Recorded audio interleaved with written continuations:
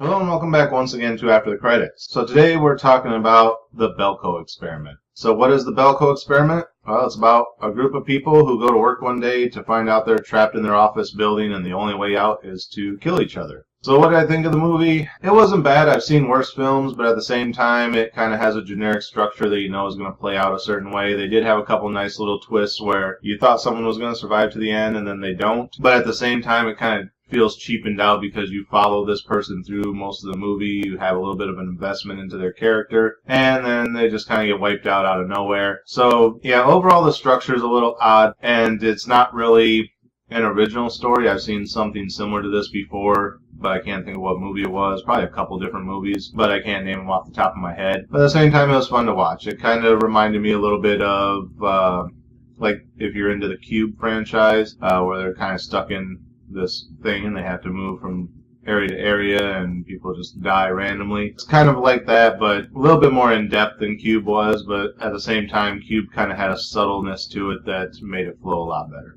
So our movie starts off with people going to work, and as they get to work there's new security checkpoints outside the gate, and anyone who's local is being sent home because the facility is somewhere in like Mexico or Argentina or somewhere overseas. I wasn't really 100% sure on where exactly they were located, but basically anyone who's from the area was sent home, and they're only allowing people from out of the area, like Americans, to come into work that day. So as they get inside, they're just kind of like, okay, so we're kind of running on a skeleton crew today, but no big deal, whatever. And they just kind of go about their day-to-day lives and kind of introduce who your players are, who your characters are. Like this couple is in a relationship. This guy likes this girl, but he's kind of a creep and she doesn't really like him. You got the nerdy guy and his friends. You got the new hire, you got like the CEO and all these other characters that are just kind of like background players. And then an announcement comes over the speaker that says there's currently 80 of you in the building, and within the next like hour or something, 2 of you will be dead. We don't care how it happens, but 2 people need to die, and if 2 people don't die, we're going to kill 4 people. So of course they all kind of panic and try and get out of the building, and since it's a government defense contract building, it has security shutters which all engage, so now they're all stuck inside the building, and the timer goes by and people die. Not going to say which way it goes, but they end up with some dead bodies laying around. So then the next announcement comes on that says, okay, well there's X number of you left. Over the course of the next 2 hours, we want half of you dead, otherwise we're going to kill all but like 10 of you. So then it kind of turns into mayhem because the CEO guy, he's like, well, we should just round everyone up, and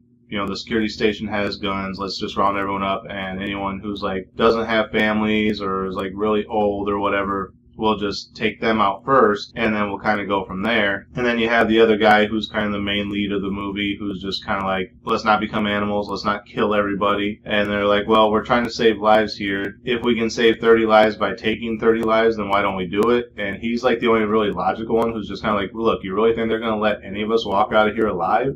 Is like, if we kill 30 people now, then what's next? They're going to have us kill another 15, then another 5, then another however many until it's just 1 or 2 of us left, and then we end up killing each other. You know, so he kind of breaks it down logically, like either way, everyone in this building is gonna die. So why go and execute people?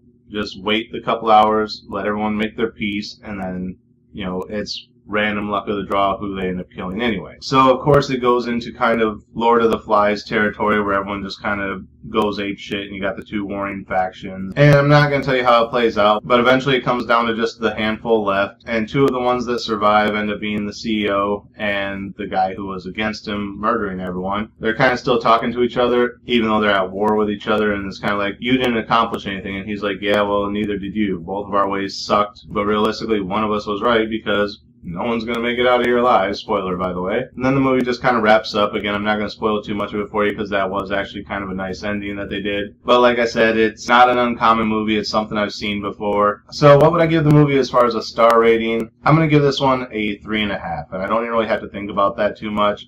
I know it's not a 4 because, like I said, they lead you on with a couple characters, only to try and give you that little bit of a twist, which is enjoyable, but at the same time kind of pisses me off. And it loses a little bit because, like I said, even though it's an interesting movie, I've seen something similar to it before, it's not really, like, outstandingly creative. But it's something I haven't seen in a while, if I can't name what other film it reminds me of. So yeah, it doesn't quite deserve a 4, but it's not just your average middle of the road. It does have some fun elements to it, so for that I'm giving it a 3.5. So that's it for this episode. Again, as always, thank you guys for watching. Remember to like, comment, subscribe, share the video. Links are down in the description. Click the bell up in the corner. Make sure you're getting notifications every time I post new content. And until next time, I'll see you after the credits.